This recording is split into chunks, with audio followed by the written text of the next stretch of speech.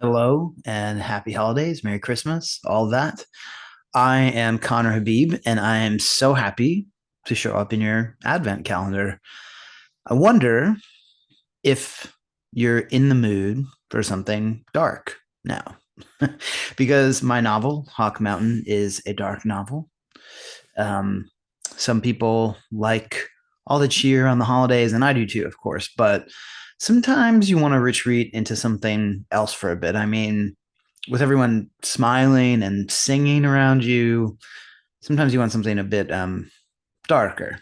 So here's my novel, the US cover and the Irish, oh, Irish UK cover. It's my debut novel, and I'm going to read the very first pages to you.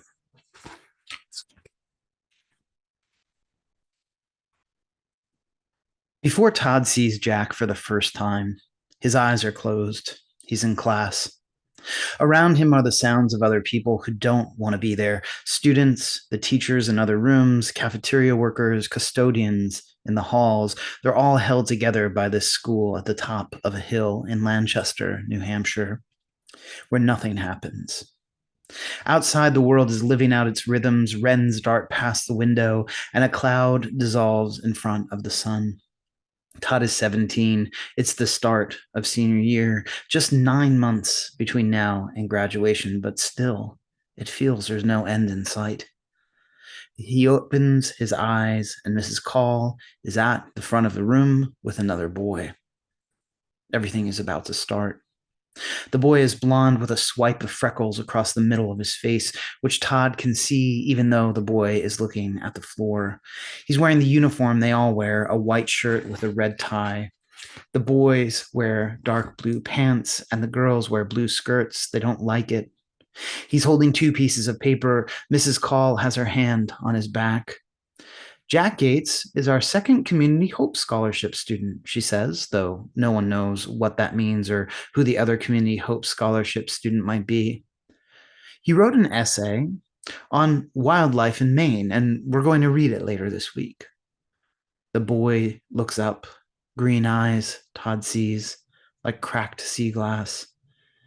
Jack Gates, Mrs. Call says again. Not an easy name to forget. If you say it, you'll remember it.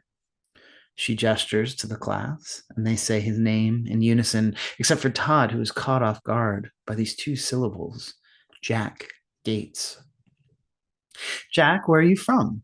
She asks him. Me and my dad moved here from Malhashy, Maine, Jack says, in a Maine accent, thick like a slur, looking up at her. Jack isn't short, but she is taller than him. My dad and I, she corrects him. But Jack just stands there. He doesn't know that he's supposed to parrot her, so there's a moment of nonsense, of quiet that isn't supposed to be quiet. My dad and I, Jack, Mrs. Call says again, and some of the students shift in their seats since the repetition of a moment is unbearable because their lives are full of repetitions. Oh, Jack says, and at that moment, Todd giggles a little and looks over at Hannah Grace, who has black hair and black lipstick on her polite smile. Then Todd hears Jack repeat after Mrs. Call, finally, my dad and I. Todd turns back to the front of the room, and Jack is looking right at him, into him with his sea glass eyes. He sees that Jack has spotted him laughing, but no, he's misread, Todd thinks. I wasn't laughing at him just the moment.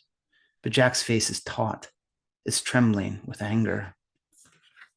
I'd like to read a different section too, but the truth is, this book has so many twists and turns that even to go more than a few pages into it would give it away.